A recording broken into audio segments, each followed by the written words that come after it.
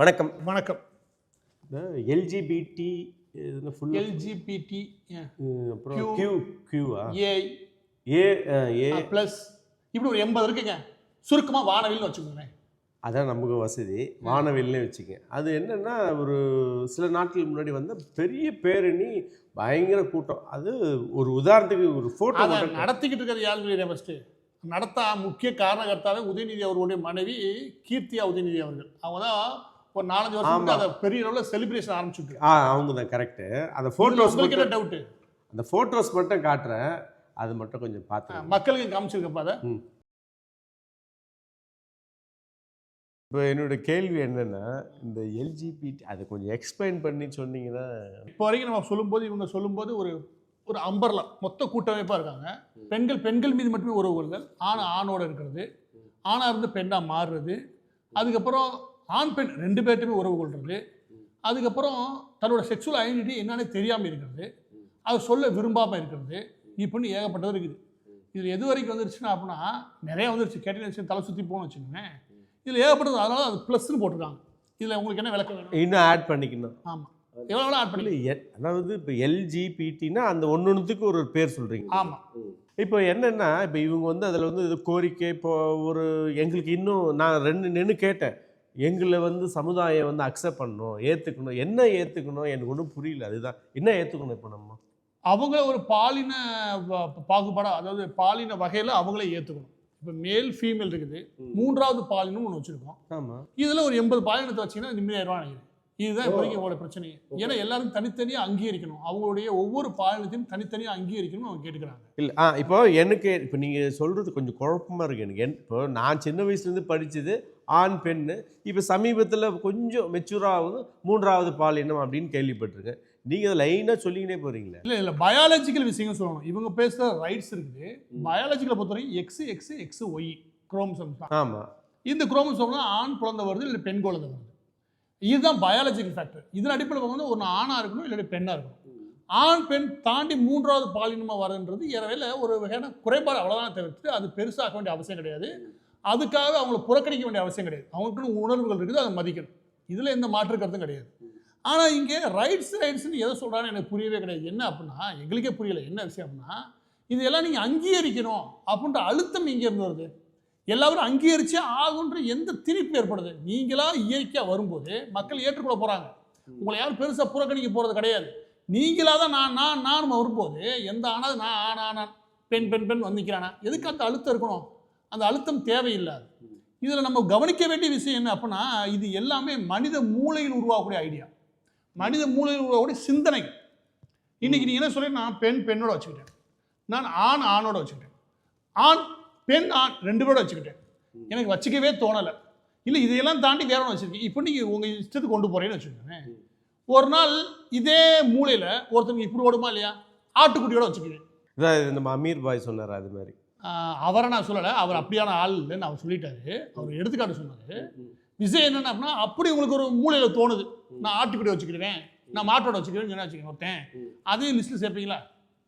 இது பாருங்க, இதெல்லாம் மனித மூளையில் தோணக்கூடிய எல்லா விஷயத்தையுமே ஏற்றுக்க முடியாது.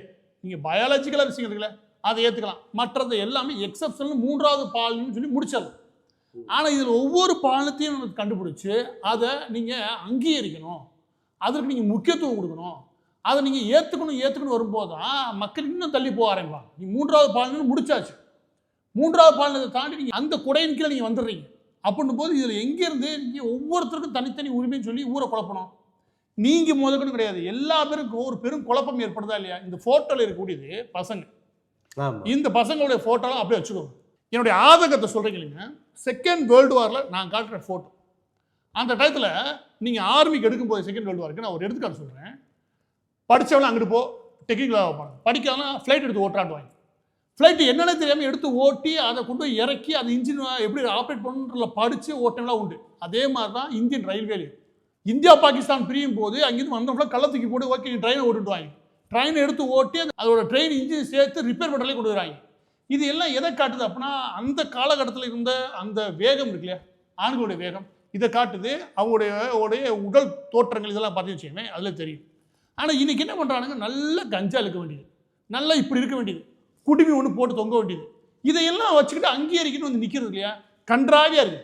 நீங்கள் நேற்று அந்த ஒட்டுமொத்த கூட்டத்தையும் எடுத்துக்கோங்களேன், அதில் அப்படி என்ன நீ அருவருப்பா ட்ரெஸ் போடணும்னு நான் கேட்குறேன், அப்படி போட்டு நீ ஏற்றுக்கணும்னு என்ன நிற்கிறேன்னு நான் கேட்குறேன். இவங்க என்ன சொல்கிறாங்கன்னா இது எல்லாருமே செக்ஸ், அந்த செக்ஸ் ஹார்மோன் அடிப்படையை வச்சுமே ஒத்தத்தையும் சுற்றி குழப்பறான்னு வச்சுக்கோங்க. ஒட்டுமொத்த சமூகமே அதை தான் வச்சு நல்லவன் கெட்ட வரைக்கும் போகணும்னு வச்சுக்கோங்க. நான் அதுக்குள்ளே போகல. ஏன் எதற்கு எப்படின்னு சுஜாதா ஒரு 15 வருஷத்துக்கு முன்னுக்கு ஒரு ஆர்டிக்கல் நிறைய கேள்விகளுக்கு பதில் சொல்லிட்டு இருப்பார். இதில் ஆனந்த விடன் அதில் ஒரு கேள்வி ஒன்று கேட்பாங்க, நீங்கள் நல்லா ஞாபகம் இருக்கு. அதில் கேட்பாங்கன்னா ஒருவேளை ஆண்கள் இனமே அழிஞ்சு போச்சு இல்லை பெண்கள் இனமே அழிஞ்சு போச்சு அப்படின்னா இது செக்ஸுக்கு எதை தேடும் அப்படி கேட்பார். அப்போ சொல்லுவார் அவர், நீங்கள் செக்ஸுன்றது இன்னொரு இணையை இணைச்சிக்கிறன்றது இங்கே இயற்கையாக ஆடக்கூடிய விஷயம் இல்லைன்னு சொல்கிறேன். ஆனால் இல்லாமல் போச்சுன்னா அந்த செக்ஸுவல் ஹார்மோனே அழிஞ்சிருன்னு அர்த்தம் கிடையாது. ஒரு டெஸ்டோஜனோ அது சம்மந்தப்பட்ட ஹார்மோனோ அது ஒரு கெமிக்கல், அது தன்னைத்தானே தீர்த்துக்க முயற்சி பண்ணும். அது ஒருவேளை நீங்கள் கிடைக்கவே இல்லைன்னா தனக்கான ஆல்டர்னேட்டிவ் எதுவும் அது தேட ஆரம்பிச்சிடும்.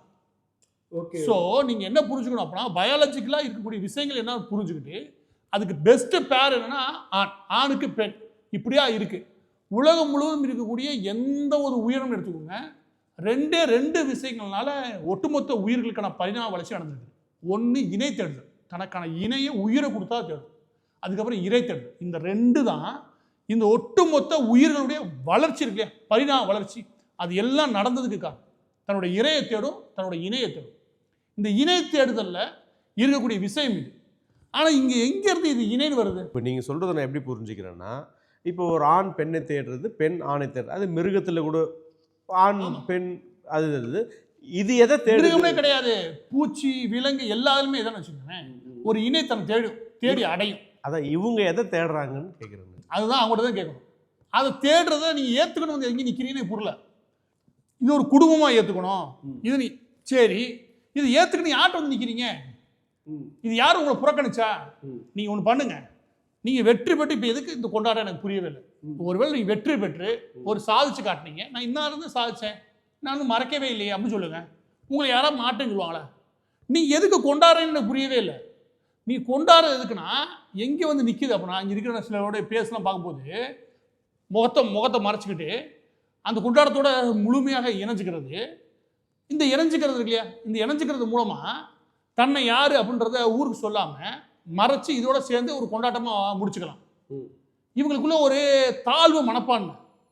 நம்மளை யாரும் சொல்லலையே, யார் சொல்லணும்? இப்போ யாராவது ஒரு உட்காந்துக்கிட்டு என்னை ஆண் சொல்லுங்க, நான் உட்காந்துருக்கேன் இல்லை மீசை எடுத்துனா என்னை ஆண் சொல்ல மாட்டாங்க அப்படின்னு ஏதாவது ஒரு காம்ப்ளெக்ஸ் வந்துருச்சா?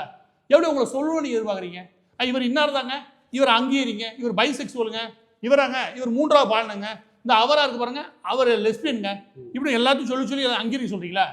நீங்கள் வேலை இருந்துட்டு போங்களேன், யாரோ உங்களை வந்து நோண்டாங்களா? இல்லை, இப்போ நீங்கள் சொல்கிறீங்களா இந்த ரைட்ஸ்ன்னு சொல்லிட்டு, அது எங்கேருந்து வந்தது ஃபஸ்ட்டு? இந்த எல்ஜிபிடியா அது அமெரிக்கா தான் முக்கிய காரணமே. அமெரிக்காவுடைய ஒட்டுமொத்த சொசைட்டியை நாசம் பண்ணணும்னு முடிவு பண்ணிட்டானுங்க. அதுக்கு போதுமான அளவுக்கு வெளியே இருந்து ஃபண்ட் பண்ணுறானுங்க. அந்த ஃபண்டில் மிக முக்கியமான இந்த எல்ஜிபிடி, அந்த சொசைட்டியே குழப்பறானுங்க. இப்போ இங்கே ஃபண்ட்லாம் கூட்டக்கூடும். ஆமாம், அதில் நிறைய பேர் வந்து பார்த்தீங்கன்னா கல்கட்டாலேருந்து வரணும். இங்கே கவனிச்சு அந்த கூட்டத்தை கவனிச்சின்னு வச்சுக்கோங்க, எல்லாமே இங்கேருந்து வந்து சொல்ல மாட்டாங்க. எல்லா பேரும் நாடு முழுவதும் வர வைக்கிறாங்க. வர வைக்கிறது எங்கே நடக்குது?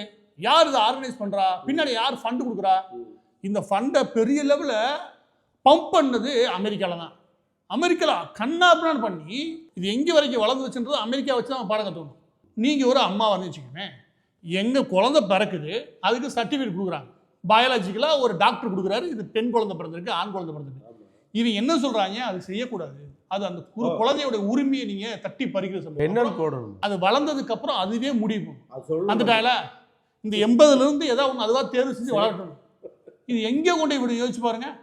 ஆண் குழந்தை ஆணா வளர்க்காத, பெண் குழந்தை பெண்ணா வளர்க்காது. அப்படின்னா என்னதான் சொல்ல வரீங்க? அந்த குழந்தைகளுக்கான ரைட்ஸே கொண்டு போயிட்டாங்க. அது நட உடை இருக்கு இல்லையா, அதை வச்சு நம்ம முடிவு பண்ணிக்கலாம். இந்த இடத்துல நம்ம முன்னாடி சொன்னா என்னன்னா, உங்களுடைய செக்ஸுவல் ஹார்மோன் இருக்கு இல்லையா, அந்த ஹார்மோன் ஒருவேளை உங்களுடைய ஆப்போசிட் செக்ஸ் இல்லைன்னா அதுக்கான தேவையை தானே தீர்த்துக்க முயற்சி பண்ணும். இதில் ஒரு சர்வே என்ன சொல்லுது அப்படின்னா, இந்த ஹாஸ்டலில் படிக்கிறாங்களே, ஹாஸ்டலில் சேர்ந்து ஒரு 4 வருஷம் 5 வருஷம் பெண்கள் மட்டுமே இருக்கக்கூடிய, ஆண்கள் மட்டுமே இருக்கக்கூடிய இடங்களில் இதில் அந்த மாதிரியான விஷயங்கள் நடக்கிறத நம்மளால் இதுலேருந்து புரிஞ்சுக்க முடியாது. இந்த சயின்ஸை அதுலேருந்து ப்ரூவ் பண்ணுவான்னு வச்சுக்கோங்க. எல்லா பேரும் கிடையாது, ஒரு 10லேருந்து 15% இந்த மாதிரி ஈடுபடுறது உண்டு. அதனாலேயே அவங்க லெஸ்பியனோ, அதனாலே அவங்க கேனே சொல்கிறது கிடையாது. அந்த சூழ்நிலை நான் சொல்ல முன்னாடி சொன்னேன் இல்லையா, அது அதுக்கான செக்ஸுவல் ஹார்மோனை தீர்த்துக்கிறதுக்கு செட்டில் பண்ணிக்கிறதுக்கு அது வேலையை பார்க்கும்.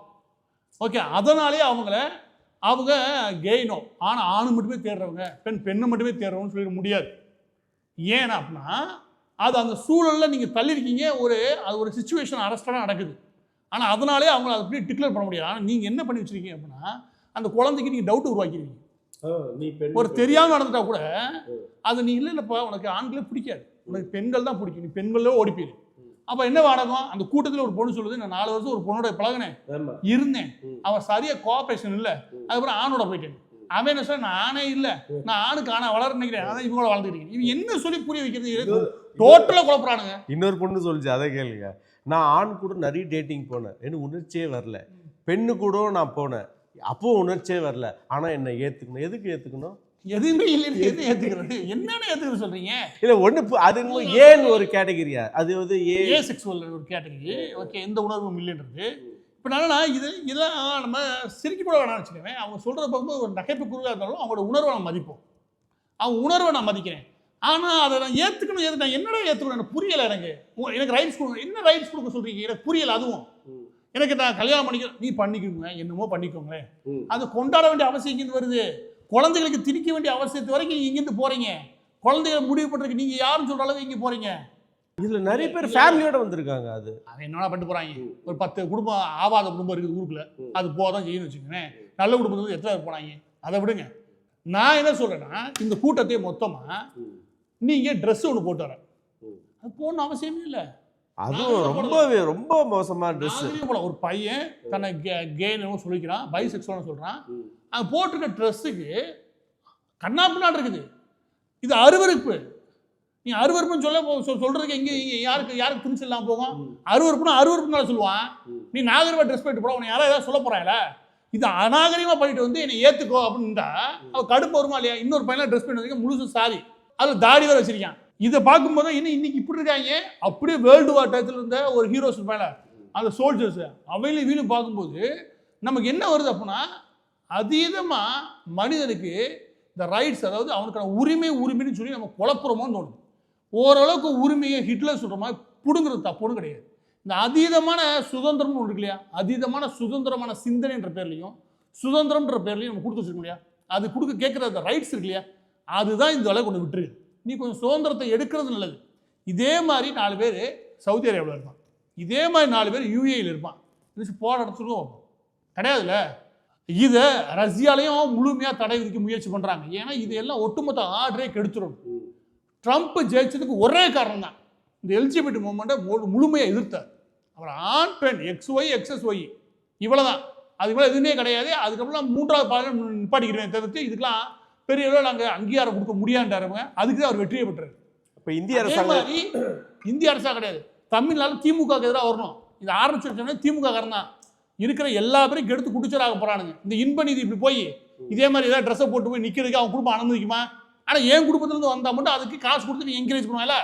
உன் குடும்பத்திலேருந்து வந்தால் ஏற்றுப்பியா? இந்த மாதிரி ஒருவேளை இருந்தால் கூட அதை உணர்வை மதிக்கலாம். அதுக்காக இந்த மாதிரி நாகரிகம் இல்லாமல் ட்ரெஸ்ஸை போட்டு நான் நடுவில் வந்து ஆடி தெரியுதா ஒரு உரிமை வேண்டி இருக்குது. அதில் நிறைய பேர் என்ன கேட்குறாங்கன்னா, எங்களை வந்து ஒரு செக்ஷுவல் இதுவாக தான் நிறைய பேர் பார்க்குறாங்க அப்படின்ற மாதிரி கேட்குறாங்க. அவங்க போட்டுக்கிற ட்ரெஸ்ஸே அப்படி தானே இருக்குது. நீங்களே எங்களை அப்படி பார்க்காதேன்றீங்க, ட்ரெஸ்ஸே அப்படி பண்ணிட்டு வந்து நிற்கிறீங்க. இது என்ன அர்த்தம் இருக்குது? எல்லா நேரமும் 3வது பாலினத்தில் வெற்றி பெற்ற நபர்கள் உலகம் முழுவதும் ஏகப்பட்ட பேர் இருக்காங்க. அவங்கள பற்றிலாம் நம்மளால சொல்ல முடியும் 1008 விஷயங்கள். ஆனால் இங்கே என்ன நடக்குது அப்படின்னா 80-90% பேர் அந்த நோக்கி ஒன்று போகிறாங்க, இல்லை தள்ளப்படுறாங்க, இப்படி வச்சுக்கோ. ஆனால் அதை நோக்கி எல்லாரும் பிச்சை எடுத்து சாப்பிடு எல்லாரும் போகலையே. இதுக்கு வறுமை வந்துட்டதுனாலே ஒரு ஆண் போய் இந்த வேலையை பார்த்துருக்கலையே, ஒரு வறுமை வந்துட்டாலே பெண் போய் இதை பார்க்குறேன், எங்கேருந்து இது பார்க்க தோணுது? அப்படி கேட்கணுமா இல்லையா? ஒன்று இப்படி கேள்வி எழுப்பலாம்னா அப்படியும் கேள்வி எழுப்பலாம்ல. எங்களை தள்ளிட்டாங்க, உங்களை யார் தள்ளி விட்டது? அப்படி எவனா இவங்க தள்ளுனது? ஏன் மற்ற வேலை பார்க்கலாம்ல? நான் சொல்கிறேன் கேளுங்க, கஷ்டப்பட்டாத விஷயங்களை சாதிக்க முடியுங்க. ஆனால் இங்கே என்ன அப்படின்னா ரைட்ஸுன்ற பேரில் எல்லாத்தையும் கொண்டு வந்து சேர்க்கணும் முடிவு பண்ணுறாங்களா? அதெல்லாம் ஒரு சொல்லுவேன், கார்பரேட்டில் இதுக்குன்னு தனியாக இடஒதுக்கீடு வச்சு இருக்கணுமா? இது எங்கே வரைக்கும் நீங்கள் போய்க்கிறீங்க? அதுக்கடுத்து ஸ்கூலுக்கு வருவீங்க. நீங்கள் எல்லா பேரும் குழப்பற வேலை பார்த்து தெரியுங்க.